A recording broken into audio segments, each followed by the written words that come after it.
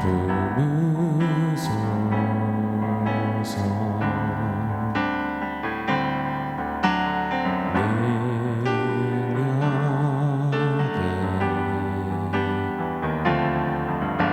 발로 덮으소서. 거친 파도 날 향해 와도 주와 함께 날아오르리. 폭풍 가운데 나의 영혼 잠잠하게 주를 보리라. 거친 파도 날 향해 와도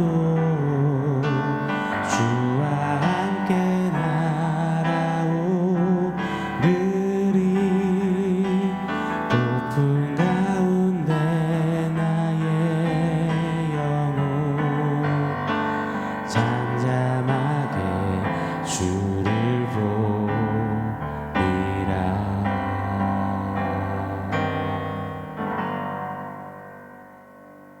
샬롬. 오늘 우리에게 주신 하나님 말씀은 마가복음 4장 33절로 37절입니다. 우리 한 목소리로 같이 읽겠습니다. 예수께서 이러한 많은 비유로 그들이 알아들을 수 있는 대로 말씀을 가르치시되 비유가 아니면 말씀하지 아니하시고 다만 혼자 계실 때에 그 제자들에게 모든 것을 해석하시더라. 그날 저물 때에 제자들에게 이르시되 우리가 저편으로 건너가자 하시니 그들이 무리를 떠나 예수를 배에 계신 그대로 모시고 가매 다른 배들도 함께 하더니 큰 광풍이 일어나며 물결이 배에 부딪혀 들어와 배에 가득하게 되었더라. 아멘. 마가복음 4장에는 4가지 비유의 말씀들이 있습니다. 우리 함께 상고했습니다. 씨 뿌리는 자의 비유, 등불의 비유, 은밀히 자라는 씨의 비유, 겨자씨 하나의 비유. 예수님이 이 땅에 계실 때 가르치셨던 그 가르침의 내용들을 보면 예수님은 주로 하나님 나라를 이 복음을 비유로 많이 가르치셨습니다. 예수님의 가르침의 3분의 1은 비유였습니다. 복음서에 총 49개의 비유가 기록되고 그중 11개가 마가복음에 기록되어 있습니다. 또 그중에 4개가 4가지 비유가 마가복음 4장에 기록되어 있죠. 자, 비유로 가르치시며 항시 주님은 이렇게 말하셨어요. 마가복음 4장 3절 상반절에 봐도 들으라 하시며 비유를 시작하십니다. 또 4장 9절에 보면 이르시되 들을 귀 있는 자는 들으라 하시니라. 자, 무슨 말씀이세요?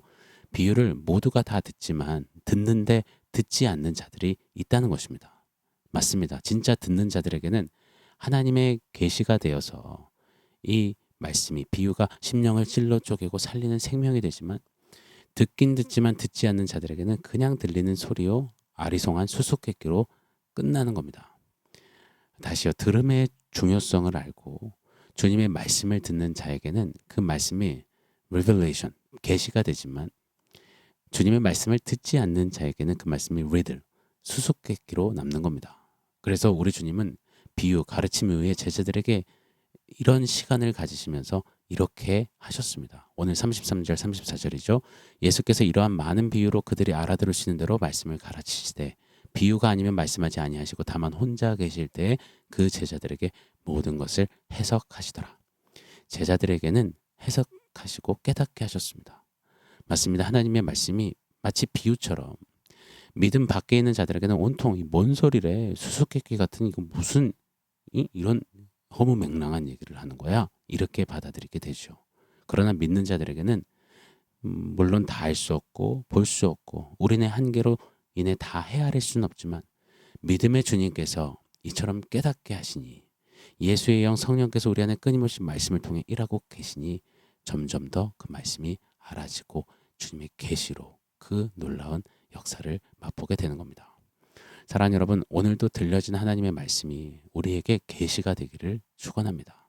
이 완벽한 완전한 계시로 주신 말씀을 통해 하나님의 마음과 뜻과 하나님의 생각을 더 누리는 우리였으면 좋겠습니다.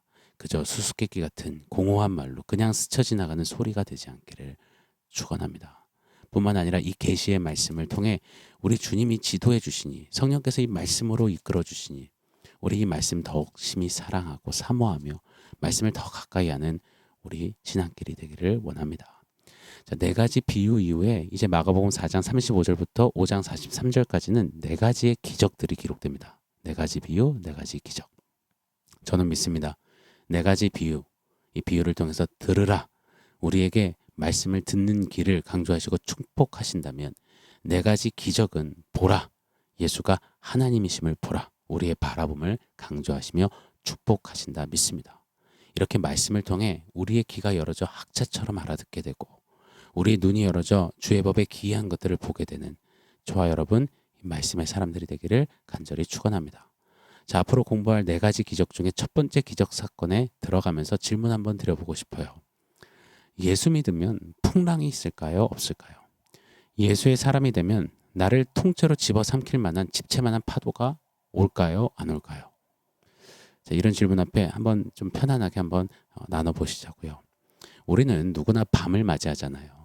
그런데 그 밤이 영원할 거라며 밤이 왔기 이제는 소망이 없다며 포기하지 않습니다. 왜냐하면 모두가 우리가 잘 알잖아요. 밤은 유유히 지나가며 곧 새벽동이 트고 아침이 밝아 올 것을 다 압니다. 또 시린 겨울을 지내면서 춥고 힘겹기도 합니다. 그러나 기대합니다. 이제 곧 노란 새순이 돋고 만개한 벚꽃은 살랑이는 봄바람을 타고 눈꽃송이를 떨어뜨림을 말입니다. 또 습한 장마에 눅눅한 여름, 그 무더움, 허나 기대합니다. 선선하고 척명한 천고마비의 가을 내음을 말입니다. 이처럼 우리네 인생길에는 당연지사 사계절이 있고 낮과 밤이 있습니다. 그 누구도 부정하지 않습니다. 그렇게 그 시간과 계절을 자연스럽게 살아냅니다. 그런데 말입니다. 유독 신앙에 있어서만큼만은 유난히 우리가 좀 다른 목소리를 내곤 하는 것 같아요. 예수 믿었는데 왜 밤이 왔냐며, 예수 믿었는데 왜 겨울이냐며, 예수 믿고 신앙생활하는데 왜 장마에 여름이냐며, 꿉꿉하냐며, 생각과 사고, 또 나아가 원망과 불평, 의심이 꽤나 많이 일어나는 것 보게 됩니다. 예수 믿고 주로 꿈꾸고 바라고 기대하는 것 무엇일까요? 제가 종종 언급드리잖아요. 탄탄대로 만수무강, 만사형통, 무병장수, 인생역전, 소원성취, 문제해결, 신분상승 뭐 이런 것들 주로 그냥 필터 없이 여과 없이 나올 때 이런 것들이 먼저 기대로 나오지 않습니까? 너무 또 이런 거 대놓고 이야기하면 속물 같아 보여서 꽁꽁 이 속내를 숨겨보려곤 하지만 그런 기대와 이 꿈들과 부푼 소망이 너무나 선명히 우리의 내면과 내리야 우리의 심장을 자리하고 있지는 않습니까? 그래서 교회에서는 예수 믿고 뭘 했더니 이렇게 저렇게 했더니 복을 주셨다. 소위 성공했고 잘 됐고 뭐 잘 나가고 유명한 사람들, 기적을 경험한 사람들, 신비한 병고침을 받은 사람들이 간증 무대에 서는 것 아니겠습니까? 거기에 환호하고 나도 예수 믿었으니 저렇게 복 받을 날이 오겠지, 그렇게 기대하고 고대하며 신앙생활 할 때가 많은 우리들을 모습일 때가 있는 것 같습니다. 물론요, 예수 믿으며 걷는 신앙길에 우리 주님이 채우시지요. 주님의 영광을 위해 복을 또 주시죠. 간증케도 하시죠. 눌러 흘러 넘치는 육신의 즐거움, 기쁨, 만족도 경험케 하실 때가 정말 많지요. 그런데 말입니다. 그건 아주 소소한 부분임을 잊지 않아야 할 것입니다. 작은 파편 조각 같은 것임을 우리 놓치지 않아야 할 것입니다. 왜요? 예수 믿어 예수의 사람이 되는 것은 하늘의 사람이 된다는 것 아니겠습니까? 하늘에 속한 사람이요. 그때부터 우리는 땅의 것으로 해석되는 사람이 아닌 겁니다. 땅의 것에 일희일비하고 그걸로 예수님이 복을 주셨네 아니네, 예수님이 살아계시네 아니네 하는 장님 코끼리 더듬듯하는 그런 해석하는 사람들이 더 이상 아니라는 겁니다. 이 땅에서 부단히 하늘의 원리, 하나님 나라의 비밀을 배우고 익히고 채우다가 영원한 천국에서 영원히 사는 것, 그것이 바로 예수 믿은 우리의 가장 중요한 정체성이요 방향성 아니겠습니까? 그런데 말입니다. 신앙생활하다가 광풍을 맞이하면 아는데 모르는 겁니다. 광풍, 풍랑이 너무 크고 무섭고 아파서 곧자 Why me? 왜 내게만 이런 시련과 이런 고난을 주십니까? 하며 포기하거나 좌절하거나 불평할 때가 많은 것 같습니다. 자, 오늘 본문 보시자고요. 35절에 그날 저물 때 제자들에게 이르시되 우리가 저편으로 건너가자 하시니, 이 비유 가르침 후에 건너편으로 가자고 예수님이 친히 제안하셨어요. 그리고 예수님이 함께 배에 오르셨어요. 같이 배에 타고 계세요. 함께 하시는 겁니다. 그런데도요. 36절 37절 보면 그들이 무리를 떠나 예수를 배에 계신 그대로 모시고 가매 다른 배들도 함께 하더니 큰 광풍이 일어나며 물결이 배에 부딪혀 들어와 배에 가득하게 되더라. 예수님이 함께 하자 하신 길에 광풍이 일어났습니다. 예수님이 함께 타고 계셔도 광풍이 온다는 겁니다. 예수 믿으면 광풍이 없다는 오해를 우리 버려야 할 줄 믿습니다. 광풍은 예수 안 믿는 자들에게만 있고 예수 믿는 우리에게는 순풍만 있다는 착각을 내리기를 바랍니다. 여러분, 광풍과 순풍의 문제가 아닙니다. 순풍만 있는 사람이 축복인 것 같다고요? 아니요. 순풍 속에서 예수가 없다면 저주입니다. 왜요? 예수가 없으면 영원한 심판, 죽음, 지옥을 맞이하거든요. 반대로 광풍만 맞이해 인생이 고통, 고난의 연속이라고요? 참 저주받은 인생 같다고요? 아니요. 광풍 속에서 예수가 계시면 축복입니다. 왜요? 예수님이 광풍보다 크시니요.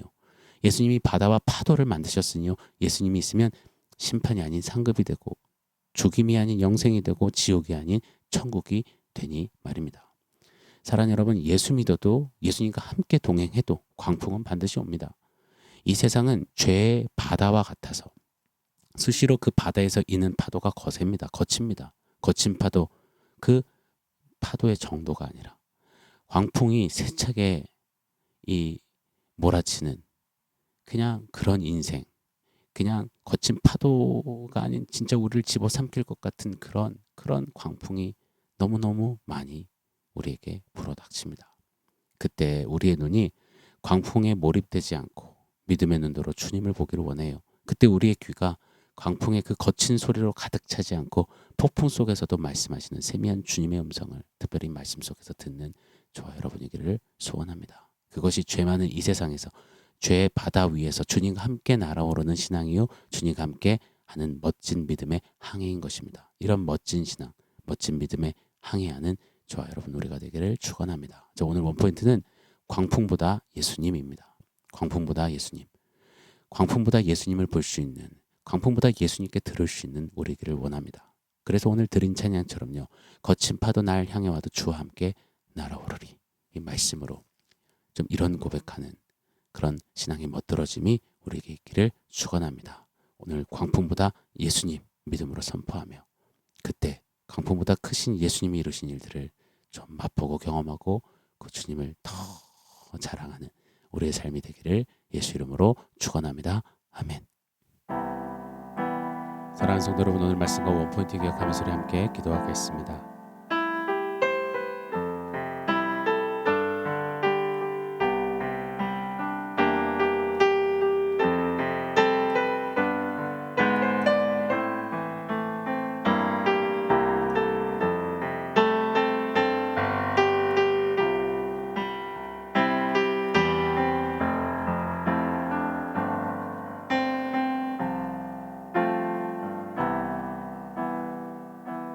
하나님, 예수님과 함께 동행하고 동거하는 이 신앙, 그때 우리에게 불어닥치는 광풍, 그 광풍 앞에서 왜 내게 광풍이냐고, 거친 파도냐고, 그 눈앞에 보이고 들려지는 그 광풍의 어떠함 때문에 주저앉는 우리가 아니라 광풍 속에 예수님이 계시다, 광풍보다 예수님이다 라고 말하며 그 예수님 때문에 광풍도 넉넉히 이기며 그때 예수님의 그 크고 놀라우시는 영광을 더욱더 선명히 보고 누리며 그렇게 주와 함께 날아오르는 멋진 믿음의 신앙, 멋진 믿음에 항해하는 우리 모두 되게 하여 주시옵소서. 예수님의 이름으로 기도합니다. 아멘.